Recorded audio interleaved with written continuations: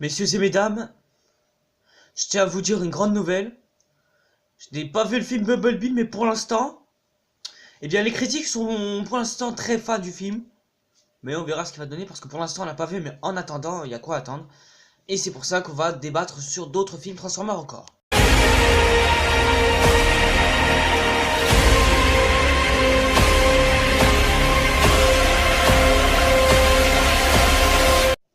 Et donc bonsoir et bonjour tout le monde, c'est Reza et aujourd'hui on se retrouve encore une fois pour un débat, cette fois-ci sur Transformers 4, l'âge de l'extinction, et bien sûr encore une fois réalisé par le fameux Michael Bay.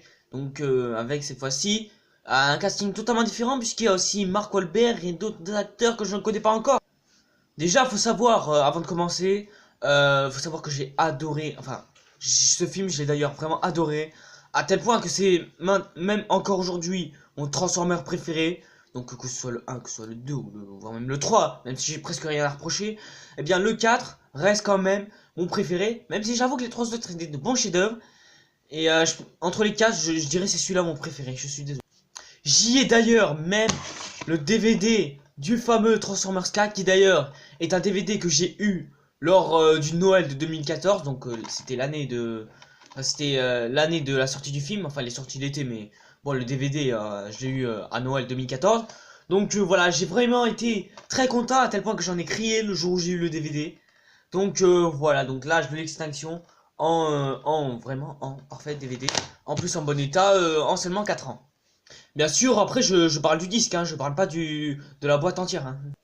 Bref, nous allons donc en parler tout de suite. Alors faut savoir que déjà le quatrième film Transformers est à mon sens le meilleur, comme je vous l'ai dit. Mais déjà on va attaquer par l'histoire. Donc l'histoire ça se passe donc plus précisément 5 ans et non pas 4 après les événements du troisième opus de la saga. Donc moi qui au départ, vu la bande-annonce, je pensais que c'était un reboot. Mais non en fait pas du tout, c'est la suite carrément de la saga Transformers. Bon ma foi, pourquoi pas. Donc alors ça se passe 5 ans après les événements de la bataille de Chicago. Et donc les gens cette fois-ci craignent tous les Transformers, Autobots ou Decepticons confondus. Donc l'armée militaire pourchasse tout Autobots qui se sont sortis, même Decepticons, même s'il n'y en a plus, mais bon, ils sont considérés de toute façon.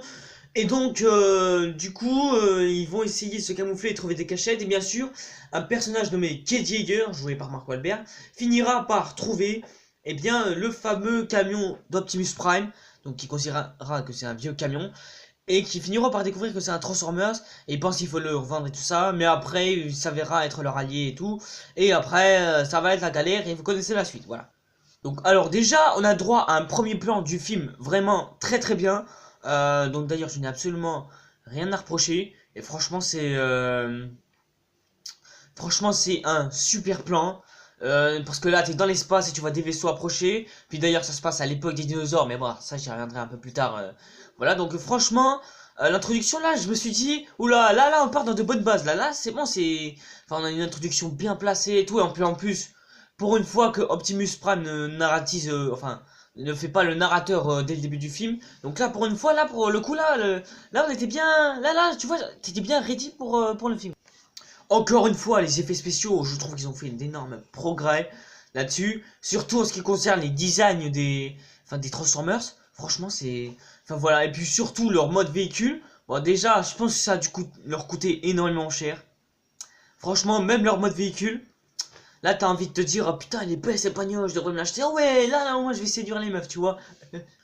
Donc, alors, déjà, ce que je trouve dommage, c'est que malheureusement, on n'a pas d'informations sur les anciens personnages. Regrettable, en effet. Donc j'aurais bien aimé voir les anciens personnages, franchement. Et au final, bah non, c'est dommage quoi. J'aurais bien aimé voir plus des autres anciens personnages, que ce soit Sam, que ce soit Lennox, que ce soit tous les autres anciens personnages. Mais seulement côté Transformers, on voit seulement ce qui leur est arrivé aux anciens personnages. J'aurais bien aimé voir ce qui leur était arrivé si Sam a eu sa femme enceinte et tout ça. Mais au final, non, et malheureusement c'est dommage. Déjà, pourquoi je considérais le 4 comme étant mon préféré alors? Et bah tout simplement parce que cette fois-ci, Michael Bay là, j'ai l'impression qu'il veut vraiment nous offrir une véritable saga. Tout comme, pour beaucoup The Dark Knight, ou Le Labyrinthe, ou encore Star Wars par exemple, oui on peut compter Star Wars. Voilà, donc là je trouve que il veut vraiment nous offrir une saga. Et c'est pour ça que j'ai adoré. Déjà, ce que Michael Bay a fait, c'est qu'il a au moins répondu aux erreurs qu'il avait fait dans les 3. Parce que à chaque fois dans le 1, 2, 3, t'as toujours eu des plans cul. Parce que dans le premier, t'avais genre un moment où il y avait le ventre de Megan Fox qui a été filmé. Enfin voilà, c'était assez chelou. Encore un autre plan cul parce que Megan Fox était posée d'une position sexy sur une moto. Là, franchement, là, je me suis dit, oula, là, Michael Bay, là, je trouve que. Puis encore là, dans le troisième, là, c'est 10 fois pire, n'en parlons pas. Puisque tu voyais la femme de Sam qui marchait, mais vraiment d'une façon assez chelou sur la pointe des pieds. En plus, comme si elle avait des talons et en plus, elle avait même pas de jupe et tout. Et puis là, au moins, enfin, Michael Bay, enfin, merci! Merci, franchement, au moins là, tu nous as pas fait un seul plan cul. Là, t'as enfin compris que on n'est pas dans un film porno, ça y est, on est dans un film un peu plus enfantin. Et là, franchement, Michael Bay, là, je suis fier de toi. Là, t'as fait des progrès, là, je suis d'accord. Il y a aussi autre chose dont Michael Bay répond à ses erreurs, enfin, entre guillemets quoi, parce que chaque fois dans les 3 autres films, on a toujours eu une relation amoureuse. Dans le premier, c'était le développement d'une relation amoureuse. Dans le deuxième, la suite d'une relation amoureuse. Et dans le troisième, une nouvelle relation amoureuse. Donc là, cette fois-ci. Et là, dans le quatrième, là au moins, on a enfin du changement. C'est plus une relation amoureuse, là cette fois-ci, c'est une relation. Enfin, c'est une histoire de famille, si vous voulez. Donc c'est une histoire de père et fille. Et même si on a vu ça 1000 fois sur d'autres films, où franchement, j'ai envie de dire, je suis désolé quoi, mais franchement, comment dire quoi, je suis sans mots. Parce que se concentrer sur une relation père-fille, sur une histoire familiale, c'est beaucoup plus intéressant qu'une relation amoureuse, puisqu'on voit ça pratiquement tout le temps dans presque plein de films, en ce moment même, que ce soit dans, enfin non pas dans Star Wars, enfin dans les anciens Transformers, oui, ou encore, je sais pas, moi, dans d'autres films, je sais pas, donnez-moi un exemple, genre Percy Jackson, ou voire même le film Pixel, ou même les films Marvel aussi, pour certains. Là, pour le coup, Michael Bay, t'as réussi. Là, t'as enfin. Enfin, là, il répond vraiment de ses erreurs qu'il avait fait dans les précédents films, tu vois. L'introduction d'ailleurs d'Optimus Prime, excusez-moi, de les Transformers Prime. Non, l'introduction d'Optimus Prime, je la trouve vraiment parfaite. On pouvait pas faire mieux.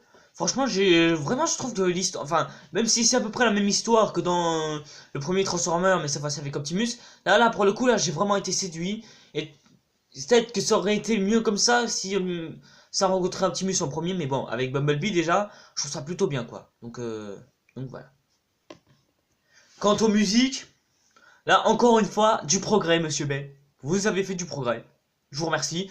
Parce que bah franchement, depuis le deuxième opus, on a vraiment droit à des thèmes un petit peu. Voilà quoi. Bon après au fur et à mesure ça s'améliore. Donc voilà. Donc alors le 2. Enfin surtout en ce qui concerne l'antagoniste principal. Donc le Follow n'avait un thème. Enfin. On pouvait même pas dire que c'était un thème, donc dommage.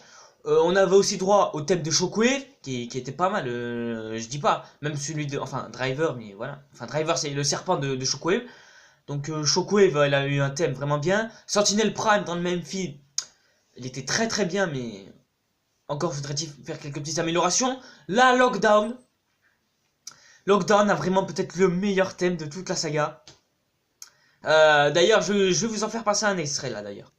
D'ailleurs, cette histoire des créateurs dans le film, franchement, j'ai trouvé ça. Excusez-moi, est-ce qu'on peut faire. Je suis désolé, mais on peut pas faire mieux, quoi. Enfin, c'est impossible. Déjà, l'histoire avec l'Energio Spark, comme quoi il était le Big Bang des Transformers. Déjà, je trouvais ça pas mal. Mais qu'ils ont été créés, franchement, bravo. Franchement, c'est super bien pensé. Et puis en plus, pour une fois qu'on nous raconte les origines des Transformers parce qu'on cherche à en savoir plus. Parce que juste se créer par un petit cube, franchement, ouais. Mais bon, faudrait bien plus pour nous séduire. Et là, c'est encore mieux, bien évidemment. Bon, bien sûr, tu vois les créateurs, mais juste au tout début du film, enfin, c'est juste tu vois une main qui appuie sur un bouton pour larguer des graines qui vont exterminer d'ailleurs les dinosaures, qui d'ailleurs sont la source de l'extinction des dinosaures, donc qui n'a pas été frappé par un astéroïde comme le pensaient les scientifiques. Donc franchement, voilà quoi, c'est bien trouvé. Mais du coup, est-ce que les Transformers sont du coup la résurrection des dinosaures? Ça, je pense que c'est une théorie de plus, ça se va être sous la dent. Mais bien sûr, Michael Bay a fait tout le contraire dans le 5ème opus. Bon, on y reviendra, on y reviendra. Le film d'ailleurs a superbement bien été reçu. Il me semble qu'il a fini 7ème au box-office de 2014. Bon, franchement, je sais pas si... enfin, je sais pas jusqu'où il va le box-office, mais 7ème déjà, pour moi, je trouve que c'est pas mal. Il y a peut-être mieux, mais c'est bien aussi. Bon, par contre, je suis un petit peu déçu que le film ne porte pas très très bien son nom, puisque l'âge de l'extinction... est-ce qu'on parle de l'extinction des dinosaures? Mais bon, on en parle que quelques fois dans... voilà, mais enfin, l'histoire de la... Enfin, la graine, je pense que là... La 4ème fois, c'est trop parce que chaque fois dans chaque film Transformers, enfin, il y a toujours un objet comme quoi il est dans le centre de l'intrigue, qui était à l'origine de l'histoire des Transformers et tout ça. Puis enfin, voilà, je pense que déjà ça a peut-être été trop utilisé. Mais bon, la seule fois où ça s'améliore, c'est dans le 3ème, parce que là, cette fois-ci, on chasse plus un objet pour la même raison. C'est-à-dire le pilier, c'est-à-dire là, on veut le détruire. Puis franchement, voilà quoi. Déjà, il y a le personnage de Lucas qui est introduit au début du film et voilà. Mais bon, je suis content quand même qu'on l'ait tué. Voilà quoi, même si oui, c'est triste de le voir mort quand même, mais bon. Franchement, là moi je suis bien content qu'on l'ait tué parce que moi je me suis dit, oula, le personnage là on va l'oublier vite fait quand même parce que je trouve qu'on somme un petit peu les coups de lui. Et bien, à la seconde où on l'a tué, là je me suis dit, ah là au moins ils ont, là je suis d'accord franchement. Puis voilà quoi, franchement, bon de toute façon, même les autres personnages qui sont dans l'intrigue, ils l'ont encore carrément oublié. Donc voilà, désolé Lucas, mais t'as été miskin. Je crois que le coup de canon sur le crâne, ça va... il va vite les oublier les autres aussi, ça je vous le garantis. Donc voilà, Michael Bay, moi j'ai l'impression que dans ce film, il sait ce qu'il a fait dans les 3 autres films. Et il sait qu'il faut les corriger. Il sait qu'il faut... voilà quoi, et il essaie de repenser les erreurs qu'il a fait. Et voilà, ça marche du tonnerre quoi, c'est... Voilà. Parlons maintenant de notre fameux personnage de Galvatron. Là au moins je trouve qu'il a plus d'enjeux comparé au 3ème, puisque dans le 3ème je trouvais qu'il servait trop à rien. Et que même par Optimus il se faisait buter par 2 secondes.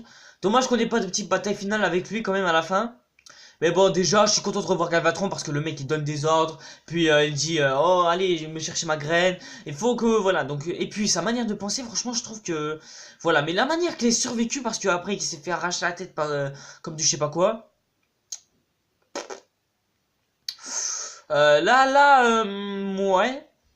ça passe, mais voilà quoi. Ouais. J'aurais aimé que ce soit un circuit électrique qui l'aurait réanimé. Et là, limite, ça aurait peut-être marché, même s'il faut peut-être c'est ça dans le film, et voilà quoi. Il y a aussi autre chose qui m'a totalement déçu, c'est le personnage de Brains. Alors, qui est Brains, je vous rappelle. Brains, c'est le mini Transformer qui se transforme en ordinateur dans le 3ème film. Et franchement, moi, ce personnage aussi, je trouve qu'il sert à rien. Enfin, il sert trop à rien. Franchement. Si ce n'est genre pour transmettre des informations à KSI, mais ça, on s'en bat les couilles. Après, il parle bien évidemment de la fameuse graine et du plan de KSI et tout ça. Mais voilà, à part ça, mais franchement, je vois pas quel est l'intérêt de le faire revenir. Franchement, bon après, je veux bien qu'il ait survécu et qu'il revienne avec les autres. Mais bon, à part balancer des vannes inutiles, je trouve qu'il sert à rien, quoi. C'est... franchement, je suis désolé, mais... voilà, mais ce personnage, faut le virer, les gars. Je suis désolé, il sert à rien, quoi. Bon, après, dites-moi comment son pote Willy a pu s'en sortir. Peut-être qu'en fait, il s'est pas en sorti tout court, voilà. Donc voilà, je suis désolé pour ceux qui aimaient le personnage de Willy, donc c'est-à-dire le petit quad télécommandé. Voilà, il s'en est pas sorti, il faut s'y faire, je suis désolé. Bon, après, à la fin, je suis content que Brains, il se casse, genre, juste avant que les autres partent en Chine. Là, au moins, voilà, je suis content au moins qu'ils partent. Mais, voilà, quoi. Bon, après, pour moi, je trouve que Willy, enfin, Brains, il fait en guise de figurant. Mais bon, ça va, on est à des années-lumière de ce que va nous proposer le plus suivant. Et puis, je suis content parce que chaque Transformer se terminait de la même façon. Je vous explique. Parce que chaque fois, à la fin, ça se terminait toujours par un discours d'Optimus Prime. Bon, là, certes, ça se finit par la même chose. Mais pas tout à fait. C'est pas genre où on voit les héros réunis avec les Transformers et tout est mec finit bien. Là, c'est un peu plus différent parce que cette fois-ci, Optimus, il a la graine. Et à la fin, il repart pour retrouver ses créateurs sur Cybertron. Et là, tu te dis, ça y est, il y a une suite. Et puis, il y a Galvatron aussi qui s'en sort. Donc là aussi, tu te dis, ah, va y avoir une suite. Donc, voilà, merci. Que demander au Seigneur?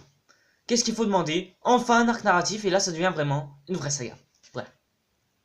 Donc maintenant nous allons parler de la note sur le film. Donc là, je vais mettre une note que j'ai jamais mis. Je vais lui mettre 99%. Voilà. 99%, Parce que là, au moins, Michael Bay, il veut nous faire du renouveau. Il comprend les erreurs qu'il a fait dans sa saga. Il y a quelques petites choses à corriger, certes, mais limite, on s'en fout, franchement, on s'en fout. Je suis désolé, mais on s'en fout, quoi.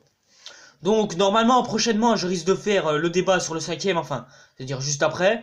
Et puis après, je pense que je verrai Bumblebee, qui d'ailleurs est arrivé en salle. Ça fait depuis hier qu'il est en salle, donc pour ceux qui n'ont pas vu, vous pouvez peut-être aller le voir. Moi, je le verrai de toute façon demain. Donc voilà, parce que j'ai autre chose à faire, notamment le montage et tout ça. Donc maintenant, on va cesser ici. On se retrouve tout à l'heure pour le débat sur le 5ème opus. C'était Resatire. Ciao les gars.